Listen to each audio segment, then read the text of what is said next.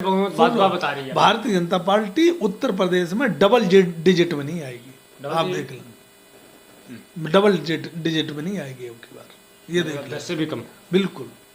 वो तो कह रहे 300 पार। हाँ तो वो तो कहेंगे, वो तो उन्हें ये पता ही नहीं था कि हमारी 325 सीटें आ जाएंगी, उन्हें पता ही नहीं था। लेकिन उन्हें जनता ने दे दिया, उन पे झिला नहीं।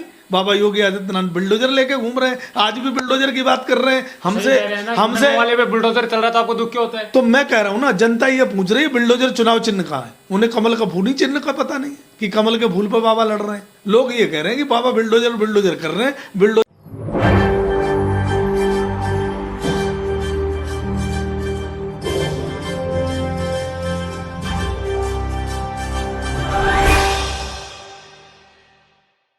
नमस्कार, मैं हूं राहुल शर्मा। आप देख रहे हैं SP9 न्यूज। स्वागत है आप सभी का हमारे इस खास प्रोग्राम में। और प्रोग्राम की शुरुआत इस वक्त हम करेंगे उत्तर प्रदेश से। जी हां, उत्तर प्रदेश में 4 चरण के मतदान हो चुके हैं और 5वें चरण को लेकर तैयारियां जोरों पर हैं। उत्तर प्रदेश पर तमाम राजनीतिक पार्टियों की नजर है और नजर रखना जरूरी भी है, क्योंकि यहीं से होके निकलता है दिल्ली का रास्ता। समझ लीजिए, जिसने उत्तर प्रदेश की सत्ता को हासिल कर लिया, दिल्ली उसका ही होगा। लेकिन तमाम राजनीतिक पार्टी के नेता दावे तो खूब कर रहे हैं, किनके दावों में कितनी सच्चाई है ये तो 10 मार्च को पता चल ही जाएगा। लेकिन कांग्रेस पार्टी की अगर बात करें तो कांग्रेस खड़ी कहां है, कहां है उत्तर प्रदेश में कांग्रेस, और क्या कुछ स्थिति कांग्रेस पार्टी को लेकर बनी है। तमाम ऐसे मुद्दे हैं जिन पर आज हम खूब चर्चा करेंगे। इसके साथ ही आपको कुछ ऐसे खबरें भी दिखाएंगे जिसमें हम ये देख रहे हैं कि कांग्रेस पार्टी के नेता लगातार कैसे निशाना साध रहे हैं बीजेपी पर। जी हां, हमारे सहयोगी लगातार ग्राउंड रिपोर्ट से खबरों को कवर कर रहे हैं और जिस तरह खबरों को वो लेकर आ रहे हैं वो बहुत मेहनत की बात भी है, उनकी सराहना भी करनी चाहिए। लेकिन फिलहाल कांग्रेस पार्टी की बात करना जरूरी है। कांग्रेस पार्टी को कमजोर कौन कौन समझ रहा है और कांग्रेस पार्टी आखिरकार खड़ी कहां है, यह ध्यान से सुनिएगा। दरअसल आज कांग्रेस पार्टी उत्तर प्रदेश में तीसरे पायदान पर खड़ी है। जी हां, कांग्रेस को कमजोर समझने की कोशिश तो सबसे पहले सत्ता पक्ष ने की थी, यानी कि प्रदेश के मुख्यमंत्री योगी आदित्यनाथ ने। योगी आदित्यनाथ जो ये मानकर बैठे थे कि प्रियंका गांधी के बस की कुछ भी नहीं है और प्रियंका गांधी को कमजोर समझकर वो बहुत कुछ इशारा कर रहे थे। लेकिन प्रियंका गांधी ने उत्तर प्रदेश में जब एंट्री की, उसके बाद से प्रियंका गांधी का सबसे बड़ा मेन मकसद रहा था जनता को अपने साथ जोड़ना। कोरोना के सेकेंड वेव से प्रियंका गांधी उत्तर प्रदेश में मौजूद थे। उन्होंने राजनीति को एक तरफ रखा और सबसे पहले जनता सेवा की बात की, जनता के लिए सेवा करती नजर आई। इसके अलावा धीरे धीरे लोगों में उनका मिलन होता चला गया, यानी कि लोगों से मुलाकात करती रही, युवाओं से मिली, महिलाओं से मिली, बच्चियों से मिली, लड़कियों से मिली, किसानों से मिली और तमाम लोगों से मिलने के बाद ही प्रियंका गांधी ने तमाम तरह के, जी हां, तमाम तरह के कई योजना लागू कर दी। प्रियंका गांधी ने स्कूटी और स्मार्टफोन देने की बात की तो बेरोजगारों को रोजगार देने का वायदा भी कर दिया। प्रियंका गांधी ने किसानों को ये ऐलान किया कि किसानों की कर्ज माफी भी माफ की जाएगी। प्रियंका गांधी ने इस वक्त मुद्दों पर बात की है और उत्तर प्रदेश में मौजूदा समय के अंदर मुद्दों के नाम पर ही डंका बज रहा है। यानी कि योगी और मोदी सरकार जो काफी समय पहले उत्तर प्रदेश में हिंदू और मुस्लिम की बात किया करते थे, हिंदू मंदिर मस्जिद की बात किया करते थे, यही लोग अब परेशान हैं। उत्तर प्रदेश में काफी समय पहले से देखा जा रहा था कि समाजवादी पार्टी ने भी अपना कुनबा मजबूत करने के लिए लगातार काफी प्रयास करने शुरू कर दिए। इसी बीच उन्होंने आरएलडी से संपर्क साधा। आरएलडी प्रमुख जयंत चौधरी ने हामी तो भर दी, लेकिन यह माना जा रहा है कि आरएलडी प्रमुख जयंत चौधरी ये चाहते हैं कि डिप्टी सीएम पद उन्हें ऑफर किया जाए। क्या अखिलेश यादव उन्हें डिप्टी सीएम का पद ऑफर कर पाएंगे, ये एक सवाल रहेगा। 10 मार्च को नतीजे जब आएंगे उसके बाद तय करते हैं। चलिए आगे बढ़ लेते हैं और बात कर लेते हैं कांग्रेस पार्टी की मजबूत स्थिति की। आज कांग्रेस पार्टी को मजबूत स्थिति में पहुंचाने का अगर सबसे बड़ा जिम्मेदार किसी को कहा जाएगा तो वो है प्रियंका गांधी। कांग्रेस को यहां तक लाने की जिम्मेदारी प्रियंका गांधी ने ली। हालांकि ये सवाल भी उठते रहे कि प्रियंका गांधी ने जब कई नेताओं को स्टार प्रचारक की सूची में शामिल किया, लेकिन उन्हें स्टार प्रचारक की भूमिका में नहीं रखा, वजह क्या रही? कन्हैया कुमार, जिन्हें स्टार प्रचारक की सूची में रखा जाता है, उसके बाद बाहर का रास्ता दिखा देते हैं। सचिन पायलट की बात कर लेते हैं तो सचिन पायलट उत्तर प्रदेश में आते जरूर हैं, कम से कम 2 से 3 रैलियां वो करते भी हैं, उसके बाद वापस निकल जाते हैं। तो हमने ये देखा कि इस लिस्ट में सोनिया गांधी का नाम भी था, उनको भी हटा दिया गया। मनमोहन सिंह का नाम हटा दिया गया। गुलाम नबी आजाद कांग्रेस पार्टी के वरिष्ठ नेता हैं, उनका भी नाम था, उनको भी हटा दिया गया। तो कहीं ना कहीं कांग्रेस की खामियां भी देखी जा रही हैं। लेकिन एक खबर की मैं यहाँ पर बात कर रहा था कि कैसे आज तमाम राजनीतिक पार्टी के नेता खुलकर बीजेपी पर निशाना साध रहे हैं। क्या कुछ कह रहे हैं वो बीजेपी को लेकर, जरा ध्यान से सुनिएगा। इन्हें सिर्फ इनकी कर्नाटक में सरकार कांड हो रहा है, कर्नाटक में जहां मौजूद में भाजपा, मैं कह रहा हूँ ना, कर्नाटक से इसे वहां से सप्लाई किया जा रहा है, लेकिन ये भी कहीं नहीं चल पा रहा है। पूरे उत्तर प्रदेश में, 5 राज्यों में, पूरे देश में हिजाब कांड कहीं नहीं चल पा रहा है। उसे जबरदस्ती पेट्रोल डाल के उसे बढ़ाने की कोशिश की जा रही है।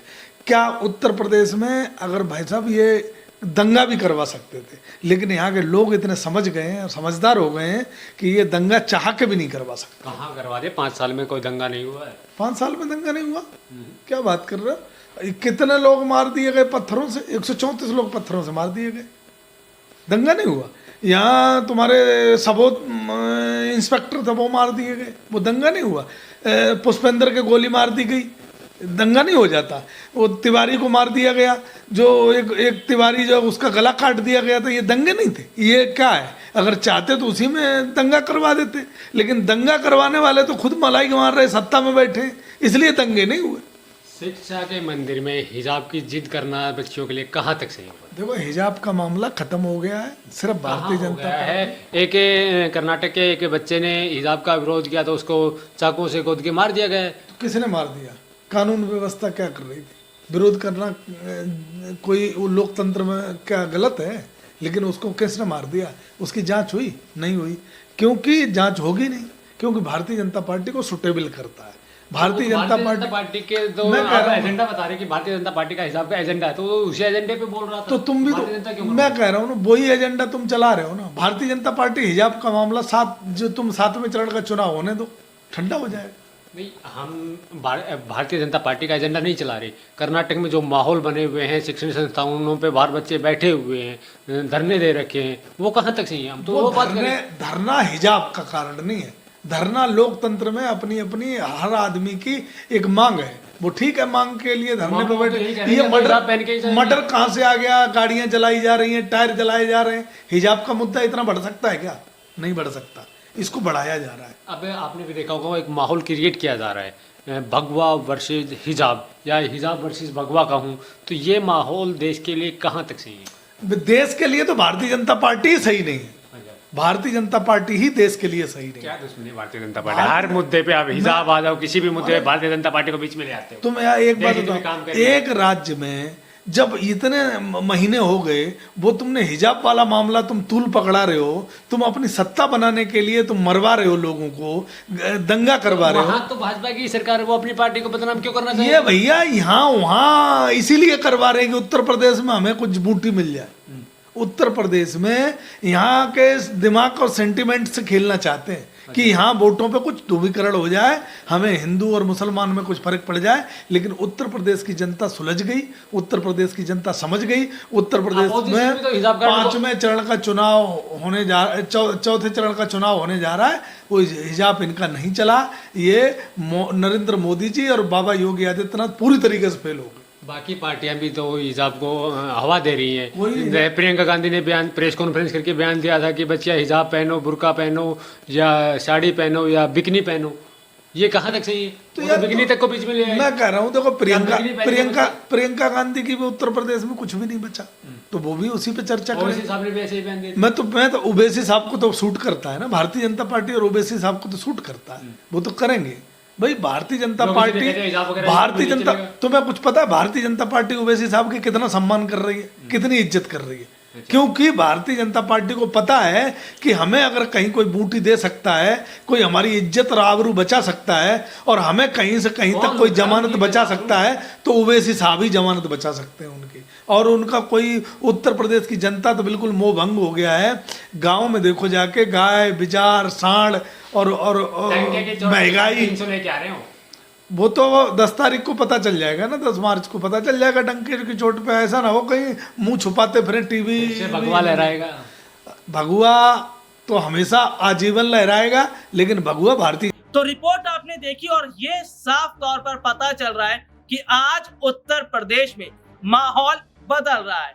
योगी और मोदी सरकार जो ये पूरी तरह से दावा कर रही थी कि उत्तर प्रदेश में बदलाव होगा, लेकिन उत्तर प्रदेश तो छोड़िए साहब, देश में बदलाव नहीं हो पाया। आज हमारी देश की जनता के पास तमाम ऐसे मुद्दे हैं जो गिनवाने के लिए वाजिब है। उनमें से पहला मुद्दा रोजगार का ही आ जाता है। हाल ही में हमने बिहार के अंदर देखा कि आरआरबी एनटीपीसी परीक्षा में धांधली होती है। वहां पर जब छात्र अपनी आवाज को बुलंद करते हैं तो पुलिस लाठी चार्ज करती है। पुलिस उनकी आवाज को दबाने का काम करती है। ज्यादा दूर नहीं जाएंगे, उत्तर प्रदेश फिर चलेंगे। उत्तर प्रदेश के प्रयागराज से भी घटना सामने आती है। वहां पर हॉस्टल के अंदर पुलिस वाले घुस जाते हैं, जबरन लोगों को मारने लगते हैं। वो बच्चे थे जो हॉस्टल में पढ़ाइयां कर रहे थे, उनको मारने पीटने लगते हैं। तो समझ लीजिए कि आज अपनी आवाज को बुलंद करना बेहद मुश्किल हो चुका है, क्योंकि जब जब जनता अपनी आवाज को अपनी रखेगी तब तक सरकार आवाज को दबाने का काम करेगी।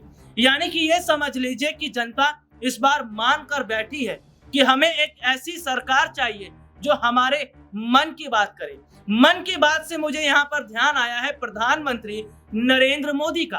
प्रधानमंत्री नरेंद्र मोदी जो 2014 से मौजूदा समय 2022 का चल रहा है, और इन समय में प्रधानमंत्री नरेंद्र मोदी जब हर रविवार को अपने मन की बात कार्यक्रम लेकर आते हैं तो केवल अपनी मन की बात करते हैं। इन 7-8 साल में मोदी सरकार ने कभी युवाओं की बात नहीं सुनी।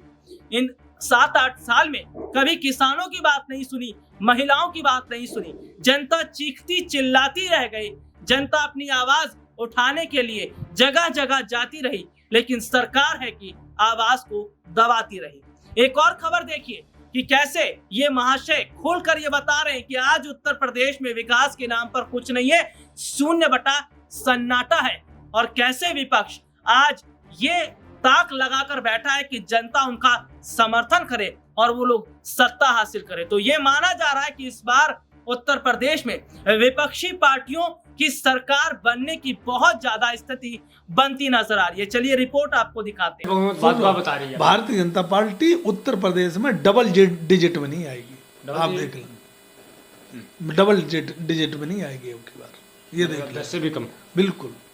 वो तो कह रहे 312। हाँ तो वो तो कहेंगे, वो तो उन्हें ये पता ही नहीं था कि हमारी 325 सीटें आ जाएंगी, उन्हें पता ही नहीं था। लेकिन उन्हें जनता ने दे दिया, उन पे झिला नहीं। बाबा योगी आदित्यनाथ बिल्डोजर लेके घूम रहे हैं, आज भी बिल्डोजर की बात कर रहे हैं हमसे वाले पे बुलडोजर चल रहा था, आपको दुख क्यों होता है? तो मैं कह रहा हूँ ना, जनता ये पूछ रही है बिल्डोजर चुनाव चिन्ह कहाँ है। उन्हें कमल का फूल ही चिन्ह का पता नहीं कि कमल के फूल पर बाबा लड़ रहे हैं। लोग ये कह रहे हैं कि बाबा बिल्डोजर कर रहे हैं, बिल्डोजर का तो चुनाव चिन्ह है ही नहीं।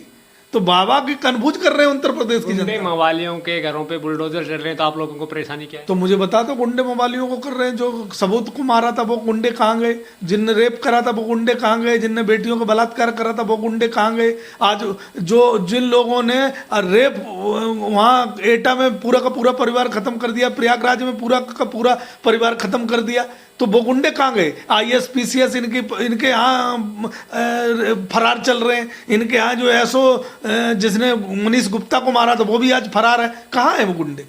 एक भाजपा विधायक ने भी हाल ही में कहा, आपने सुना भी होगा, कि बुलडोजर चलते रहेंगे, हम लोगों की छटनी कर रहे हैं। जो योगी यूपी में अगर रहना है तो योगी कहना है, नहीं तो बुलडोजर चला दी जाएंगे। अच्छा, तो बुलडोजर जाति धर्म के हिसाब से चलेंगे? जब बुलडोजर उसके यहाँ विकास दुबे के यहाँ तो चले गया, उससे टैनी के यहाँ क्यों नहीं चला बुलडोजर? मुझे बताओ। कुलदीप सेंगर के यहाँ बुलडोजर क्यों नहीं चला? बताओ तुम मुझे।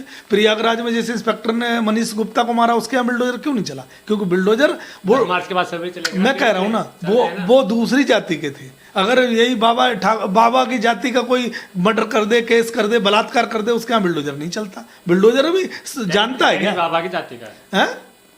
बाबा की जाति का है और क्या, या बाबा की चल नहीं रही।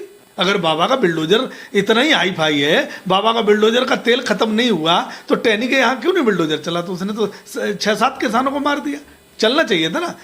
ये रिपोर्ट आपने देखी और रिपोर्ट बहुत कुछ इशारा कर रही है। हालांकि मौजूदा समय की अगर बात कर लें, उत्तर प्रदेश तो मायने रखता ही है, लेकिन पंजाब भी उनमें से एक है, उत्तराखंड भी उनमें से एक है। पंजाब में मतदान हो चुका है, उत्तराखंड में भी मतदान हो चुका है और अब नजर बनी है उत्तर प्रदेश में, क्योंकि उत्तर प्रदेश में 7 चरणों में चुनाव होने थे। 4 चरण के मतदान समाप्त हो चुके हैं और 5वें चरण की तैयारियां खूब हो रही हैं। लेकिन अगर बात करें तो 3 राज्यों पर सबसे ज्यादा नजर बनी रहेगी कांग्रेस और बीजेपी की। पहला राज्य उत्तर प्रदेश रहेगा, पंजाब भी है, उत्तराखंड भी है, इसके अलावा अगर बात करें गोवा और मणिपुर भी है। लेकिन इन 3 राज्यों पर सबसे ज्यादा फोकस अगर किसी का है तो वो बीजेपी और कांग्रेस का है।